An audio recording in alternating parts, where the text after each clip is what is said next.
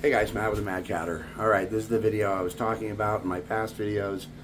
I'm going to give you a quick tour right now and tell you what's going on, show you what we've done. As you guys may have known, Duke has gone to Silver Whiskers Feline Rescue. He'll spend the rest of his days there with them. So I was able to get out here and clean up the patio and set up the yard a little better and make it more accommodating for ferals. But the important issue is what we're going to be doing with the catio now.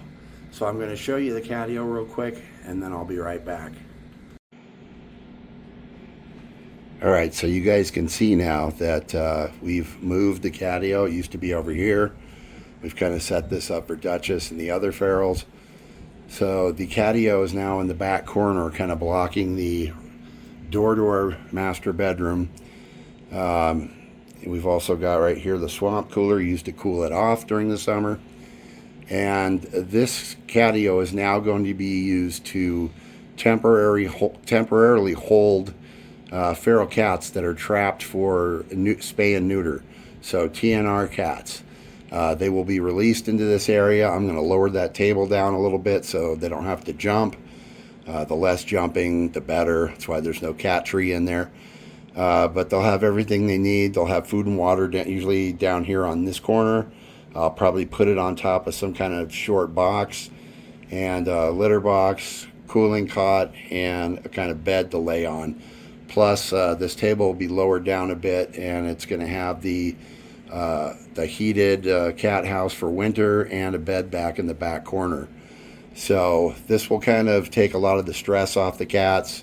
They won't be as stressed out sitting in a cage, for several days, waiting for pickup, going to get spay and neutered, and then when they come back, waiting, to recover. Males, we usually keep about 24 hours. Females, anywhere from 48 to 72 hours before re-releasing them. So this is where they'll be staying.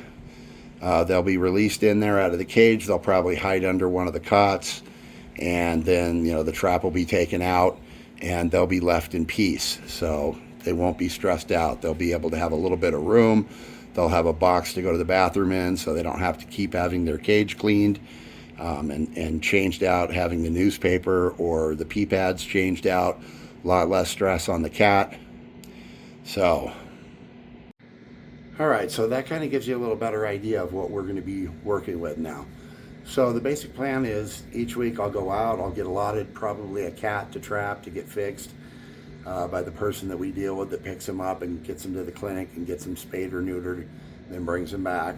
So that cat will go in here and recover. Well, I'll trap the cat. The cat will either wait a day or two at the max to get picked up, and then the cat will get spayed and neutered. It'll be brought back to us, and the cat will recover in this catio. And when the cat's recovery time is up, it's going to be simple. I take another trap, put it in there, cover it with a blanket or a sheet, and kind of shimmy the cat to go back into the trap.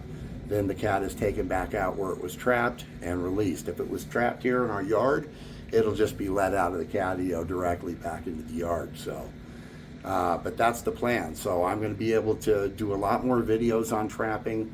We'll be trapping back here. We'll be trapping out in the neighborhood again too.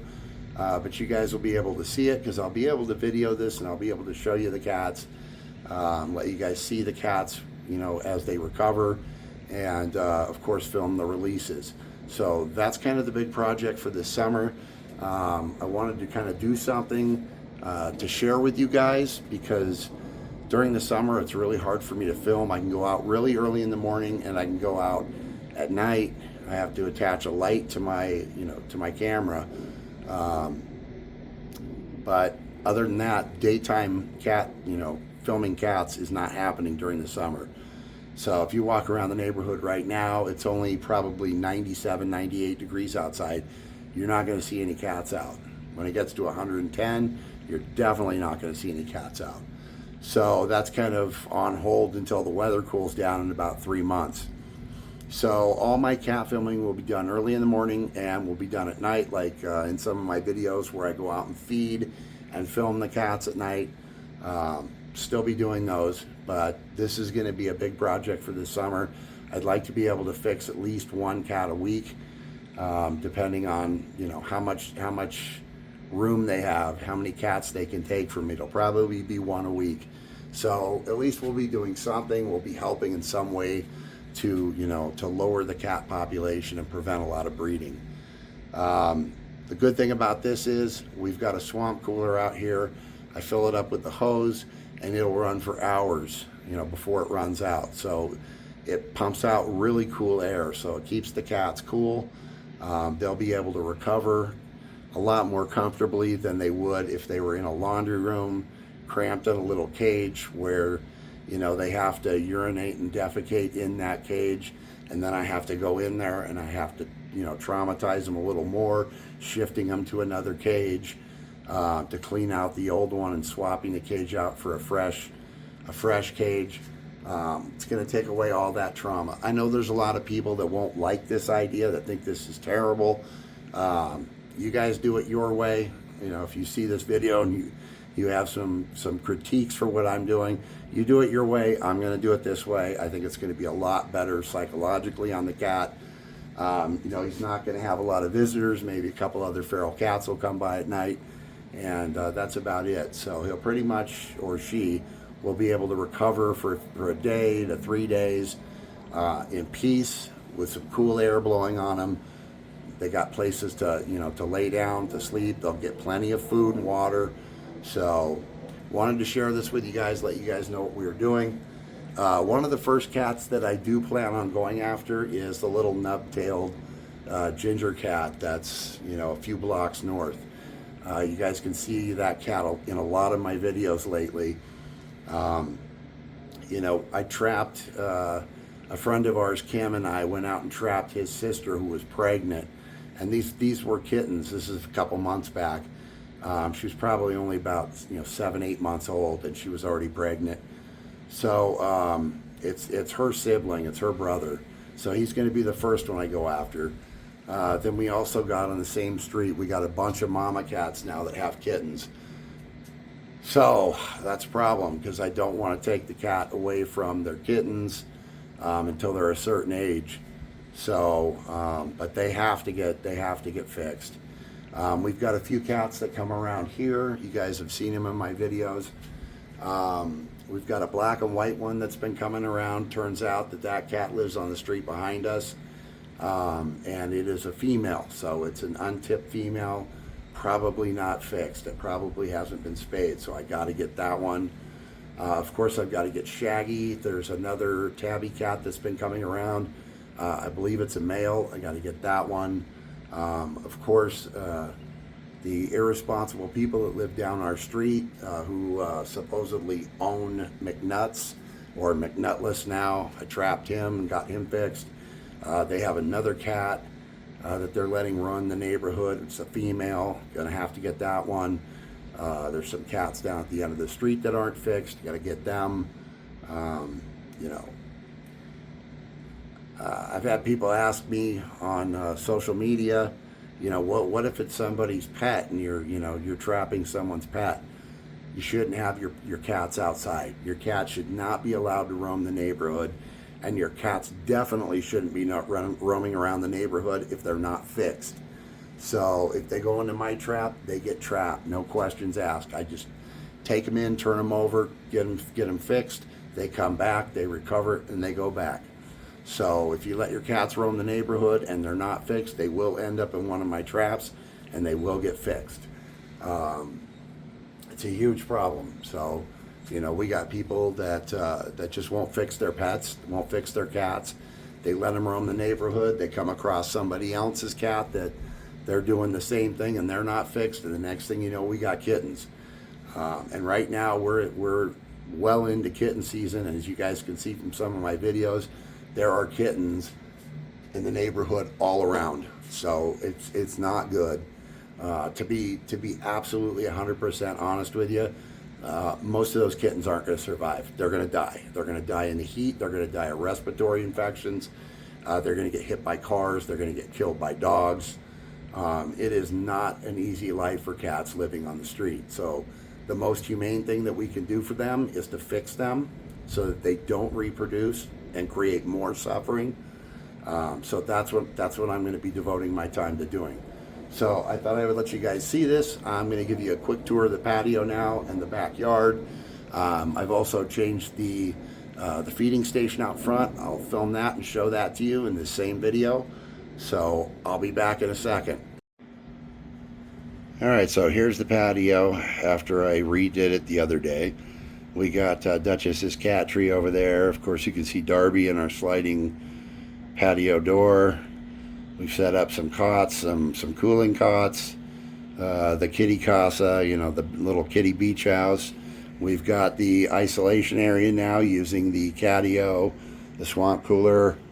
Over here we've got a you know, an outdoor shelter set up next to the bench. So in the winter time, when it comes around, it's too hot now. Cats won't use this during the summer, but during the winter, they'll be able to jump up on the bench, jump right in there. It's lined with straw. We don't use blankets. We don't use, you know, hay. You can't use any of that stuff. That stuff will mold. It'll get the cats sick. Use straw. And then we come over here. And along the cat highway, that's what I call our back wall, because cats travel all up and down this wall at night. We've got a couple cat trees for them. We've got a kitty couch down there underneath. We've got a shelter. There's a bowl of water. I fill that every night with fresh water. And then I kind of cleaned out the alley down here. I do have to whack all these weeds, so, you know, excuse the weeds, but we've got, you know, some cat trees by our bedroom window. I will show you guys the feeding station out front. I don't know if you can see, but Duchess is actually laying behind the cat tree right there. Let me see if I can zoom in. Yeah, you can see her back there. But that's kind of the situation out here right now. So this is kind of our setup along the kitty highway with shelters, you know, our isolation catio.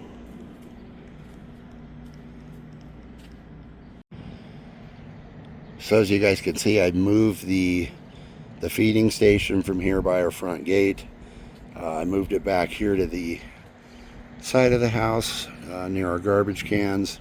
It'll be a little less obvious to people that we're feeding. We don't want to draw too much attention. I've shown Callie Jr. and Bugsy where their food is, so they have been using it and eating it. I've come out late at night and there have been feral cats from all over the neighborhood around here. So this is the new area for the front feeding station. I still have to lower these legs down just a little bit. I'll do that today.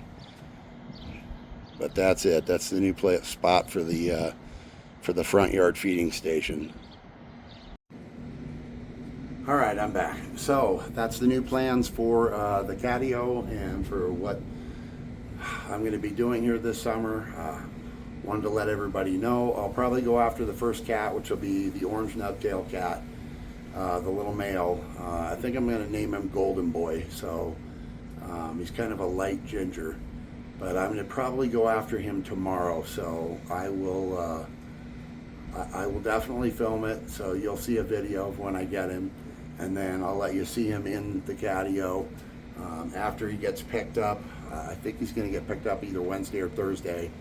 I think those are the days that I have available this week to get him down and get him fixed. Then we'll get some footage of him recovering, and we'll start doing those kind of videos.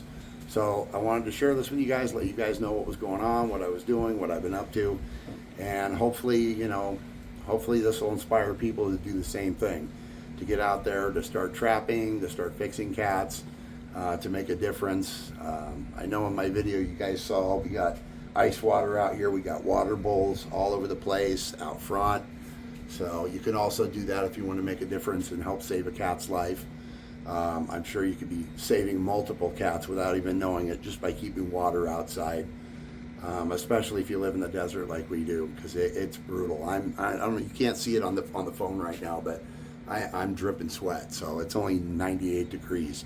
So imagine when it's 110, 115, being covered in fur, no breeze. It's brutal. So I hope you guys enjoyed this. Like I said, tomorrow I'll be going after Golden Boy, and I will, of course, record that, share that with you guys. But there's going to be a lot of videos like that coming this summer. So thank you guys for being there. I appreciate each and every one of you that have subscribed to the channel. Thank you so much to people who donate, who have donated to Cats in Need in the past. An update on Turtle the Cat. Turtle the Cat's in the casita, recovering, from her dental procedure.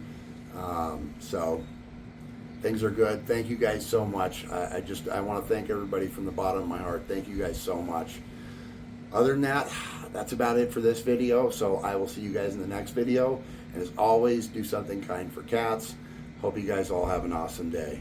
Thanks for being there.